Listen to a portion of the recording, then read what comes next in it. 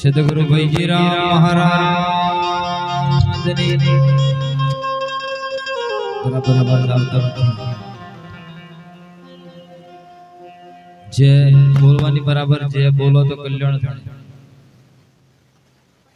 જેનો અર્થ કલ્યાણ થાય અને જે બોલો તો ઝેર ઉતરે.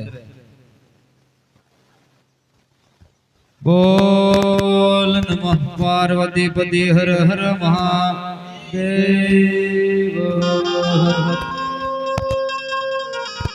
સત્ય સનાતન પધારેલા હરિ ગુરુ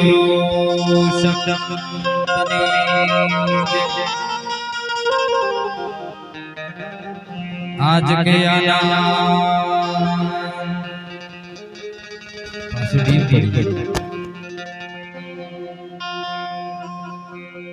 સરસ બોલવા માટે આલ્યું છે મુખ સદગુરુએ, એટલે થોડું બોલજો. એમ જે બોલવાથી આપણને પાપ લાગતું નથી.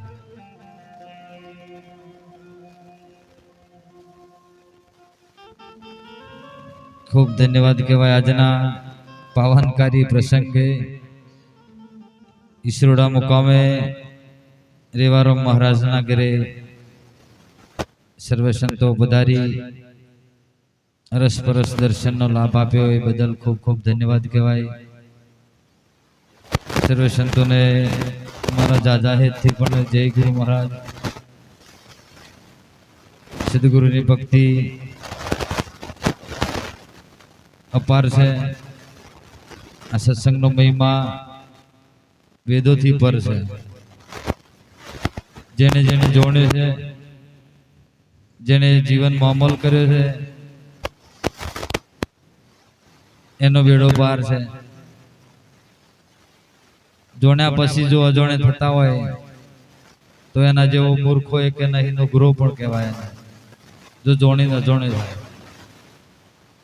સદગુરુ મહારાજે આપણને અજ્ઞાનના આવરણમાંથી જ્ઞાન રૂપી પ્રકાશની અંદર સદગુરુ આપણને વાળ્યા.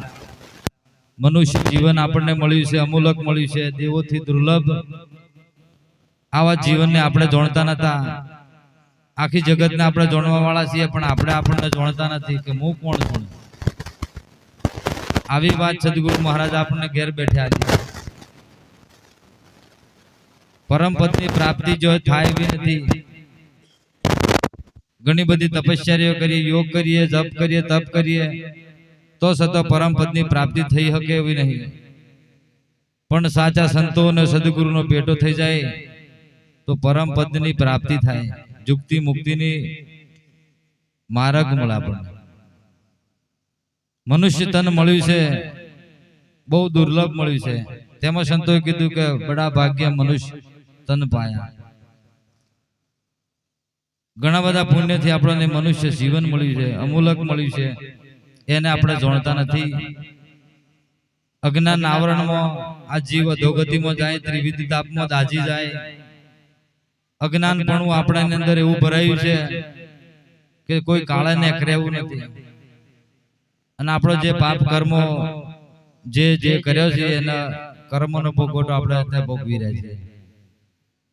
જેસલ ઘણો બધો લૂંટારો હતો, પાપી હતો, એનો કર્મ બળે એવો નતો, 7 જન્મ લેતો હોય તો સતો સદગુરુનો ભેટો થઈ ગયો.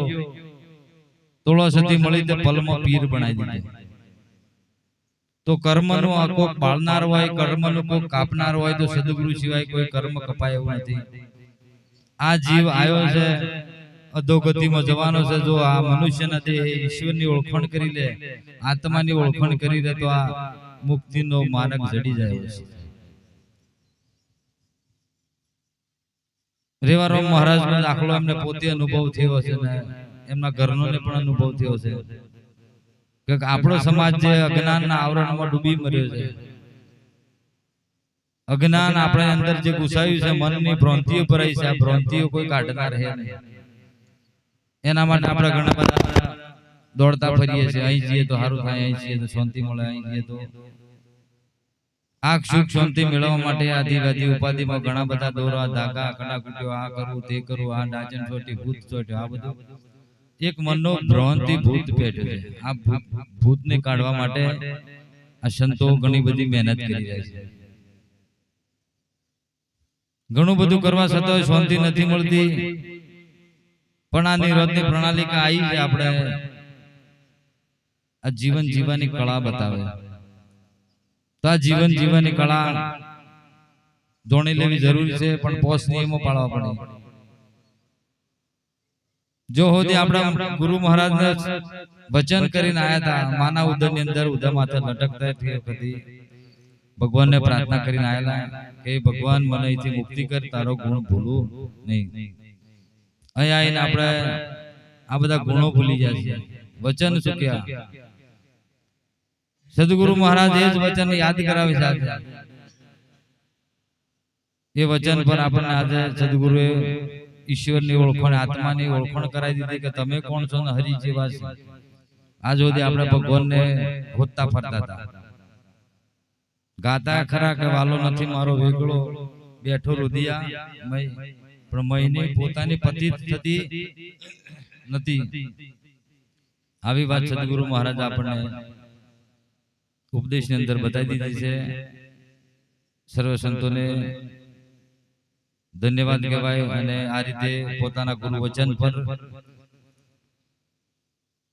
અડી ખમરે જો વચન સૂચ્યા તો 84માં જ્યાં આ તોળો સતી જાડેજા અને બેવાની વાર્તાલાપ થઈ કે જેસળ કે વચન ચૂકે 84માં જાય. જો સદગુરુનું વચન ચૂકી ગયો તો આ ભાવ ફેરો ટળે નથી.